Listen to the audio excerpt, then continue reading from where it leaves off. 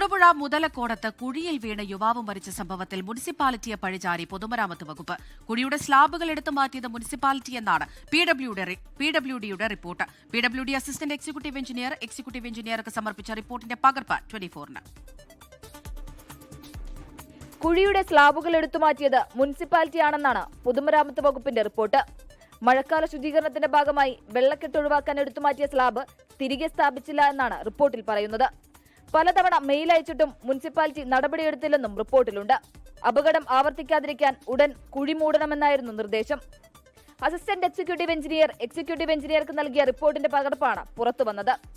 കഴിഞ്ഞ ദിവസമാണ് മുതലക്കോടത്തെ മൂടാതെ കിടന്ന ഓടയിൽ വീണ് ജെയ്സ് ബെന്നി എന്ന യുവാവിന് ജീവൻ നഷ്ടമായത്. അപകടാവസ്ഥയിലുള്ള സ്ലാബ് പുതുക്കിപ്പണിയണമെന്ന് PWയോട് കാലങ്ങളായി ആവശ്യപ്പെട്ടിരുന്നെന്ന് നാട്ടുകാർ വ്യക്തമാക്കിയിരുന്നു. ഈ സാഹചര്യത്തിലാണ് മുനിസിപ്പാലിറ്റിയെ പഴിചാരിക്കൊണ്ട് PWDയുടെ റിപ്പോർട്ട്. ഇന്നലെ അപകടമുണ്ടായിട്ടും കുഴിക്കു ചുറ്റും റിബൺ കെട്ടുക മാത്രമാണ് നിലവിൽ PWD ചെയ്തിട്ടുള്ള മുൻകരുതൽ നടപടി. 24 കൊച്ചി. ലോകത്തെവിടെയായാലും ഏത് സമയത്തും 24 വാർത്തകളും ഓഗ്മെന്റഡ് റിയാലിറ്റി പാക്കേജുകളും എക്സ്പ്ലെയിനറുകളും വിശദമായി കാണാൻ ഞങ്ങളുടെ YouTube ചാനൽ നിങ്ങൾക്ക് സബ്സ്ക്രൈബ് ചെയ്യാം.